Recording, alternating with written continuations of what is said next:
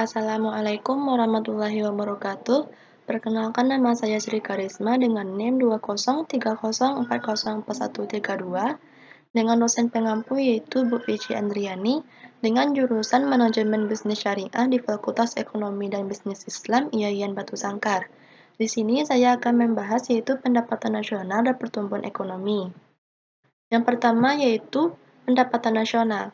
Dari segi pengertian, pendapatan nasional adalah pendapatan atau penghasilan yang diterima oleh suatu negara selama 1 tahun yang diukur dengan nilai uang, dengan tujuan yaitu mendapatkan gambaran tentang tingkat ekonomi yang telah dicapai dan nilai output yang diproduksi, komposisi pembelajaran agregat, sumbangan dari berbagai sektor perekonomian, serta tingkat kemakmuran yang dicapai. Sehingga faktor yang dapat mempengaruhi pendapatan nasional adalah penggunaan teknologi produksi, permodalan, stabilitas nasional, kebijakan pemerintah, dan pengetahuan ilmiah dimiliki oleh masyarakat. Selanjutnya yaitu konsep pendapatan nasional. Di sini konsepnya ada 6. Yang pertama yaitu gross domestic bruto, dapat dicari dengan menggunakan pendapatan warga negara Indonesia dalam negeri ditambah dengan pendapatan warga negara asing dalam negeri. Sesuai dengan pengertiannya yaitu jumlah produk berupa barang dan jasa yang dihasilkan oleh suatu negara ditambah dengan barang dan jasa yang dihasilkan oleh negara asing dalam negara tersebut dalam kurun waktu 1 tahun. Yang kedua yaitu gross national product, yaitu barang dan jasa yang dihasilkan oleh penduduk suatu negara selama 1 tahun. Yang ketiga yaitu net national product, yaitu gross national product yang dikurangi dengan depresiasi atau penyusutan barang modal. Yang keempat yaitu net national income, atau jumlah jasa yang diterima oleh masyarakat sebagai pemilik faktor produksi. Di sini net national income dapat dicari dengan menggunakan net national product dikurangi dengan pajak tidak langsung dan ditambah dengan subsidi. Yang kelima yaitu personal income, atau jumlah pendapatan yang diterima oleh setiap orang dalam masyarakat. Personal income dapat dicari dengan menggunakan net national income ditambah dengan transfer payment, dikurangi dengan laba ditahan ditambah dengan asuransi, jaminan sosial dan pajak perseroan. Yang keenam yaitu disposable income, atau pendapatan yang siap untuk dimanfaatkan guna membeli barang dan jasa konsumsi dan selebihnya menjadi tabungan yang disalurkan menjadi investasi. Di sini disposable income dapat dicari dengan menggunakan personal income dikurangi dengan pajak langsung. Selanjutnya yaitu perhitungan pendapatan nasional. Di sini perhitungan pendapatan nasional dapat dicari dengan 3 pendekatan. Yang pertama yaitu pendekatan produksi, yaitu harga dikali dengan jumlah barang dan jasa jenis pertama, ditambah dengan harga dikali jumlah barang dan jasa jenis kedua dan seterusnya. Yang kedua yaitu dengan menggunakan pendekatan pendapatan. Di sini pendapatan nasional dapat dicari dengan sewa tanah ditambah dengan upah, ditambah dengan bunga modal dan ditambah dengan keuntungan. Selanjutnya yaitu dengan menggunakan pendekatan pengeluaran, sehingga pendapatan nasional dapat dicari dengan menggunakan konsumsi masyarakat, ditambah dengan investasi, ditambah dengan pengeluaran pemerintah, ditambah dengan ekspor dan dikurangi dengan impor. Selanjutnya itu pertumbuhan ekonomi. Yang pertama, pengertian dari pertumbuhan ekonomi ialah peningkatan nilai serta jumlah produksi barang dan jasa yang dihitung suatu negara dalam suatu kurun waktu tertentu berdasarkan kepada beberapa indikator. Faktor yang dapat mempengaruhinya yaitu sumber daya alam, sumber daya manusia, akumulasi modal, tenaga manajerial dan organisasi produksi, teknologi, faktor politik, dan administrasi pemerintah. Sehingga pertumbuhan ekonomi dapat diukur dengan metode pengukuran. Yang pertama, produk nasional bruto atau gross national product dan produk domestik bruto atau gross domestic product.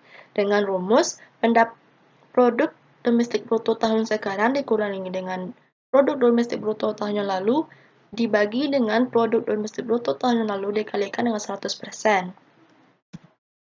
Selanjutnya yaitu struktur ekonomi. Di sini struktur ekonomi ada 4. Yang pertama, sektor primer yang terdiri dari pertanian, perikanan, dan kegiatan seperti pertambangan dan ekstraksi minyak.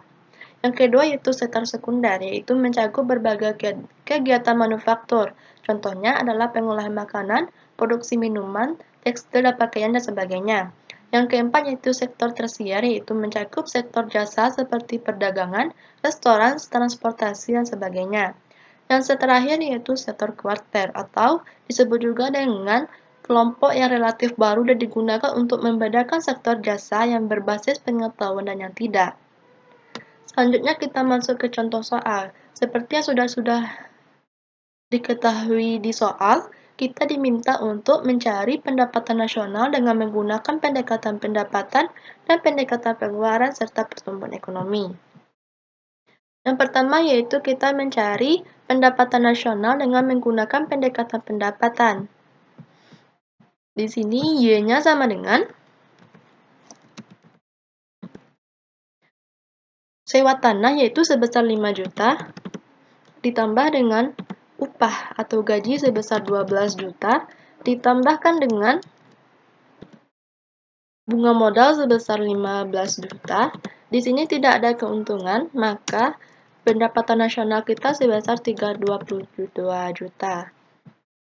Selanjutnya, dengan menggunakan pendekatan pengeluaran, Y sama dengan konsumsi masyarakat atau sebesar 12 juta ditambahkan dengan investasi sebesar 10 juta ditambahkan dengan pengeluaran pemerintah sebesar 8 juta dan ditambah dengan ekspor yang dikurangi impor sebesar 2 juta. Karena di sini ekspor kita sebesar 7 juta dan impor sebesar 5 juta sehingga hasilnya 2 juta. Sehingga pendapatan nasional sebesar 32 juta. Di sini dapat kita tarik kesimpulan, yaitu pendapatan nasional yang dihitung dengan menggunakan pendekatan pendapatan dan pendekatan pengeluaran hasilnya yaitu sama-sama 32 juta. Dan seterusnya kita mencari yaitu pertumbuhan ekonomi. Di sini saya menggunakan Gross National Product tahun 2020 dan Gross National Product pada tahun 2019. Di sini Gross National Product pada tahun 2020 sebesar 26 juta karena pendapatan warga negara Indonesia asli atau warga negara Indonesia dalam luar negeri sebesar 15 juta dan pada tahun 2020 sebesar 11 juta sehingga dijumlahkan sebesar 26 juta. Yang dikurangi dengan Gross National Product pada tahun 2019 yaitu sebesar 23 juta. Kita bagi dengan Gross National Product pada tahun 2019 yaitu 23 juta, kita kalikan dengan 100%. Sehingga hasilnya yaitu 13%. Dapat kita cari, yaitu hasilnya itu 13%. Sehingga pertumbuhan ekonomi dengan menggunakan Gross National Product kita dapat menghasilkan yaitu pertumbuhan ekonomi sebesar 13%. Baiklah, sekian hasil presentasi saya. Jika ada salah, saya mohon maaf. Terima kasih. Assalamualaikum warahmatullahi wabarakatuh.